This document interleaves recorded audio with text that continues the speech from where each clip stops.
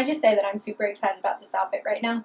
My Aunt Kathy got me this for Valentine's Day, and I just think it's the cutest thing ever. And if you're alone on Valentine's Day, just remember that it's okay, that you have people that love you in your life, and it doesn't have to be romantic. If you're going to stay at home and eat chocolate, be proud and own that. And then on that note, Mimi, also, my famous grandma, she got me matching socks for Christmas, so I am super warm and super comfy and super happy. So.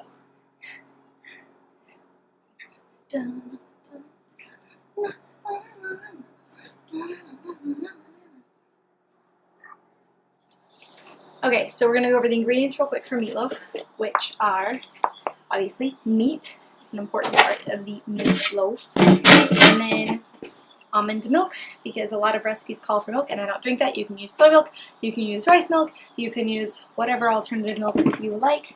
I'm going to use pre-chopped onion. You can have a regular onion. It will probably have more flavor than the dried version. I hate chopping onion. I don't want to deal with it. I'm going to put some oregano.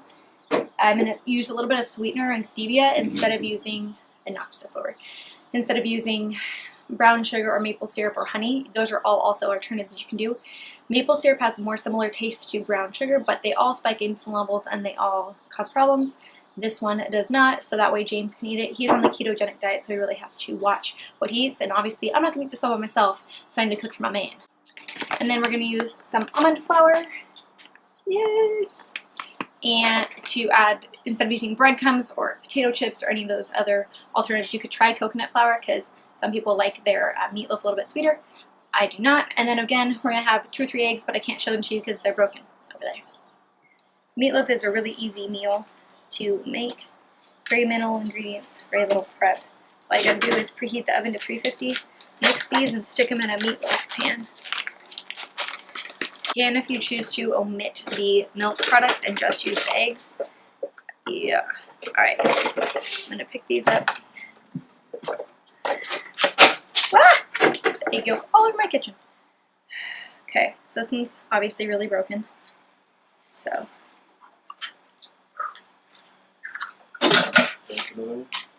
they're just all broken. Okay.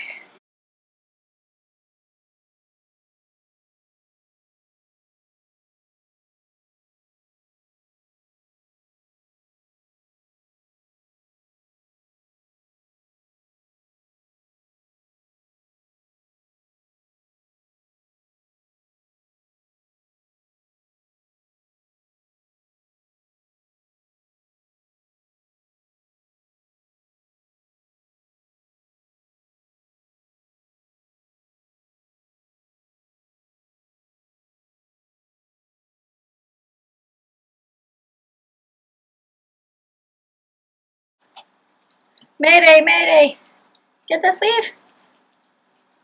Don't ruin it though, just push it. There we go. Thank you. I love you. I'm gonna take some butter. I'm gonna chop off just a little bit, just like so. Trick my grandma taught me, my Mimi, was to take it like this on a paper towel and to grease le pan like this. I get lazy and sometimes do it straight from the wrapper. I'm not gonna lie, but don't mind that it's dirty, because sometimes pants don't look as pretty as they do on Food Network. This is real life, people. This is real life. Alright. So I still have some left, so I'm going to put this over to the side because I'm making cookies next. We're going to take this. I wanted it to be of a thicker consistency. It was a little watery for me. Kind of shake it up. There we go. Okay, so James watches his carbs, so he can't have ketchup on top, which is what most people do for this. So I'm only going to put ketchup on 1/4 of it, because that's probably how much of this I will actually eat. There are lots of different types of toppings for this. A lot of people put brown sugar in the ketchup. A lot of people put dry mustard or regular mustard, but this is just the recipe that I chose to do today. So now it's ready to go in the oven. So I'm going to put this in the oven, something like that. I'm going to put this in the oven for an hour.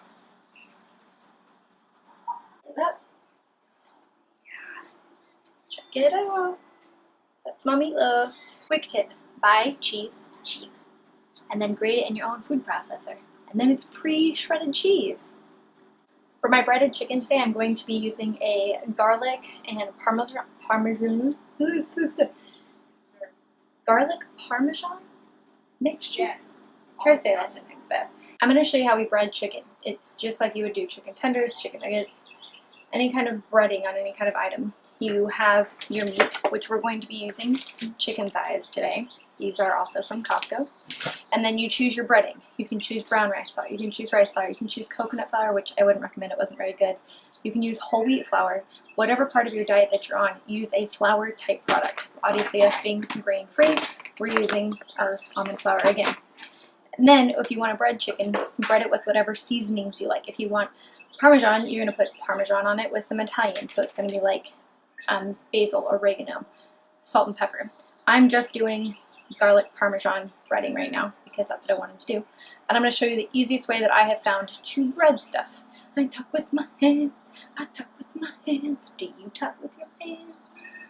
Once you drain them, I would like for you to use some paper towels and just pat them dry. This will make the breading stick a little easier. Make sure your hair's not in it too. Oh my gosh, how did that happen? Ew. Best way to create this is for an assembly line. You're going to do the mixture that's going to help it stick, which I'm going to use a little bit of almond milk. You can use, again, rice milk or any other substitute, or you could leave this out and use olive oil if you are on a paleo diet. Then you're going to use those eggs that I was talking about. So I'm going to take this over here, get me an egg. Again, if you're vegan, you can leave this out. You probably won't be breading chicken if you're vegan though. But if you're wanting to omit eggs because you're worried about fat, even though fats are good for you, that is absolutely your prerogative. Whisk it up.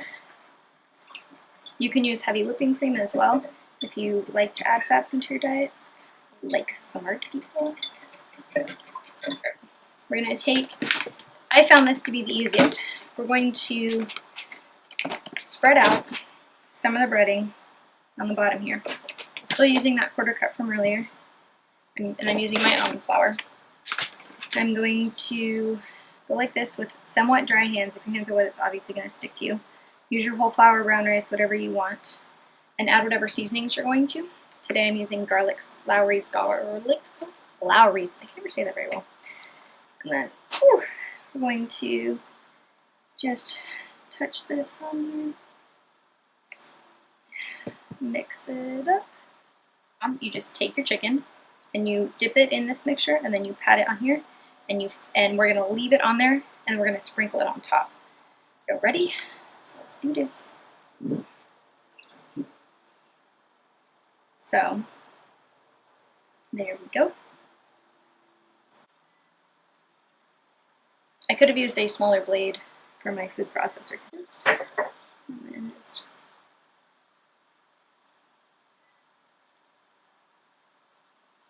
gives it a more even coating if you do this. This is where it gets weird, okay? Shake it off. Do this. Shake it up. I'm going to put it back on a paper towel over here. Dip it in. Flip it over. So I'm flipping it over in its same exact spot.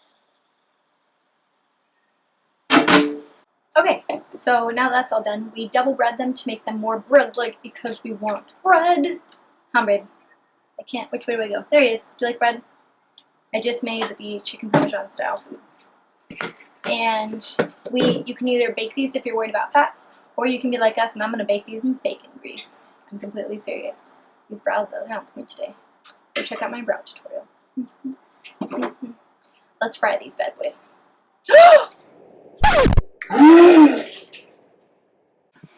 Usually bacon grease is solid at room temperature, so that's why James felt like he could lift it up. Apparently it's warmer in our apartment than we realized, but don't worry, we cleaned it up. Well, we let the dogs lick the floor. It's their lucky day, and then we clean up the excess. Come here. Did you always love the bacon grease? Did you? Is that your lucky day? This is our child who really loves her food. She's our food baby. Huh? So I was cleaning that up. I let the bacon grease heat up. It's actually boiling into like bubbles right now. I'm a little bit afraid to open it. And after I cook it, I like to immediately set it in a container. That way it can cool in it. So grab your tongs, pick up your breaded chicken, and we're going to cook this like fried chicken.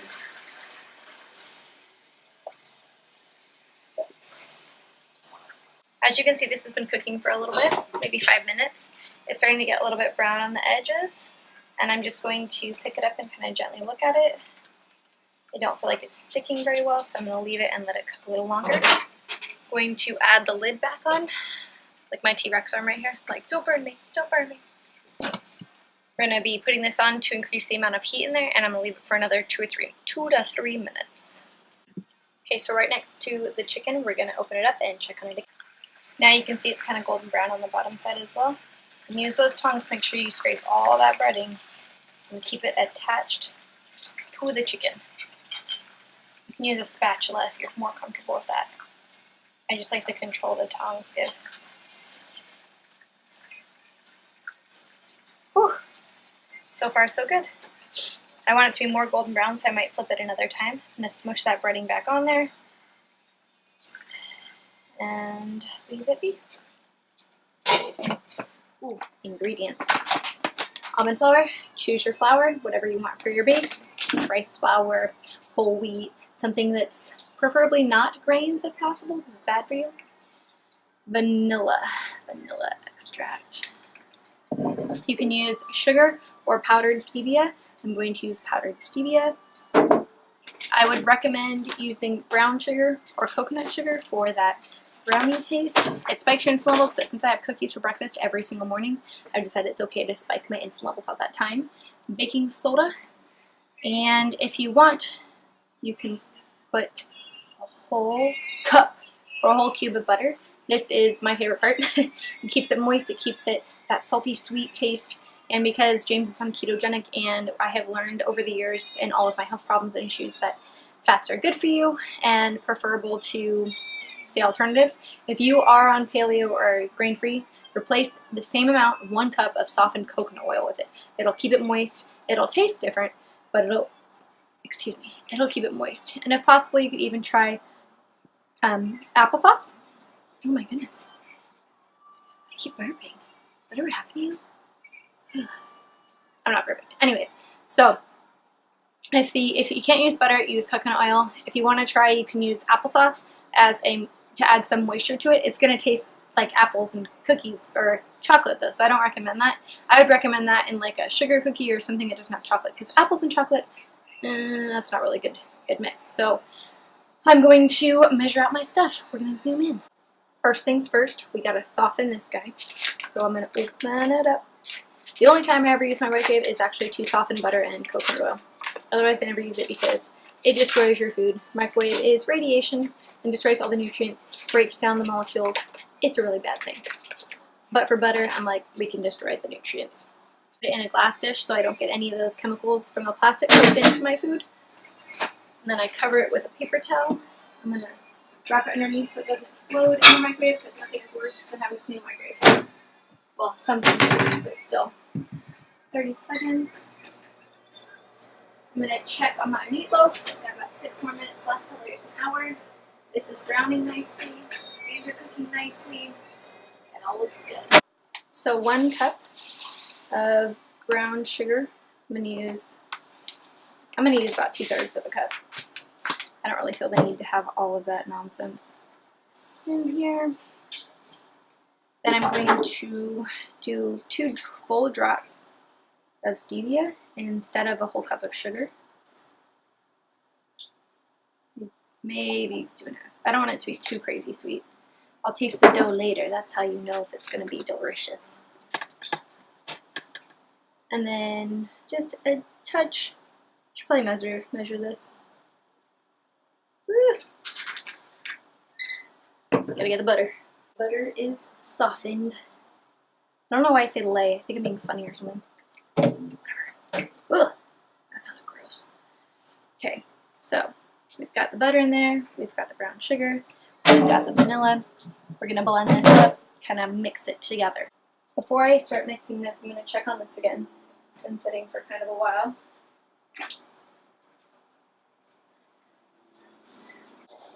they're cooked through.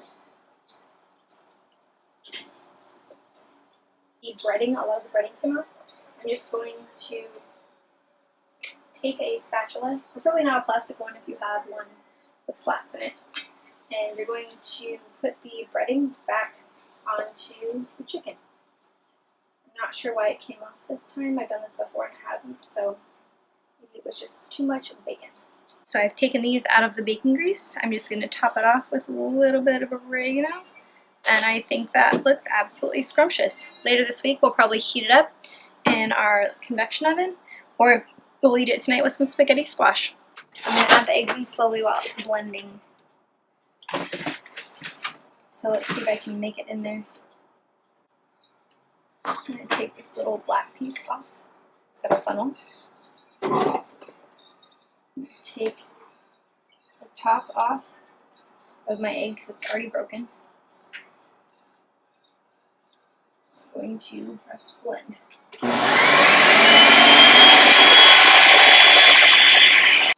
Right, so we need a half teaspoon baking soda. Tap that in there. And then we need 3 cups of whatever mixture is going to be 3 cups. Totally understand me. Got me. 3 cups of the base, which it can be the almond flour or whatever flour product you're using. I take this guy, swoop it down.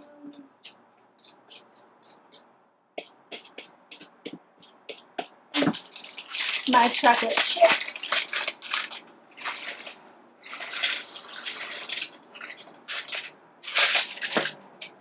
Close it. Yes.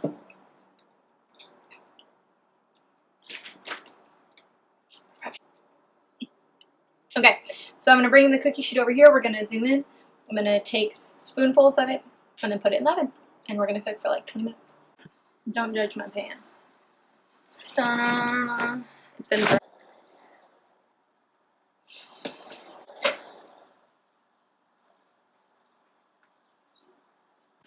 I was wrong. We're only going to cook these for 10 minutes. Your dough tastes really good, so that means the cookies are going to taste good. Okay, so what do we do with the last eggs? Those are still cooking. I managed to clean the entire kitchen in 7 minutes. So I have a casserole dish, very small one, and I have the last of my broken eggs. I'm going to put them all in the casserole dish with ham, pre-shredded cheddar cheese, pre-cooked bacon, which is why we had all the bacon grease for the other meal. Let's do this.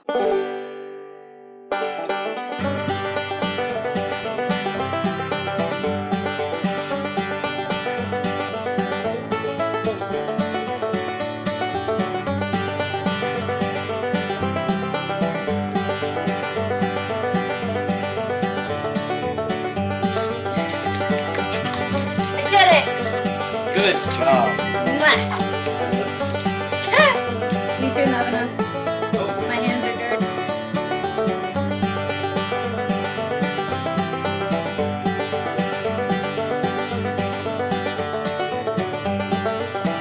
Just when you know the timer goes off, that means there's something in there that's gonna burn.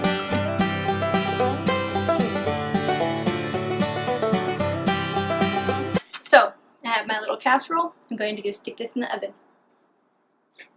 James said he's not going to try because he's not hungry yet. Ready? They're so frothy and weird. It's like a microwaved egg.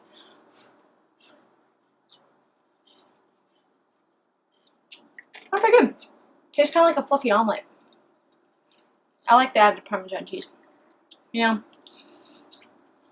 my mom always told me not to talk with my mouth full, but I like to talk. So, whoops. Alright guys, so that is the final recipe for my how to salvage 2 dozen eggs. And if you're actually curious and you weren't watching the whole thing, here's the eggs. And here's the cover. Okay, so that's how I salvaged all those eggs. I hope that you guys got some laughs out of this and you got some good ideas for recipes you can make or how to salvage your own eggs in case this happens to you. I'm sure I'm not the first person who didn't think well when they packed their car up after the grocery store and just wanted to leave, and then took a sharp turn and destroyed stuff. Yeah. Anyways, if you had a good time, if you liked it or slightly amused, please give this a thumbs up, subscribe, and if you have any ideas for recipes or things you'd like to try, please comment below the video, comment me on Facebook, and if you try anything or do any of these, please, please, please tag me on Instagram. So I would love to see what you guys do. And I hope you have a wonderful time, and I'll see you next time. Bye-bye!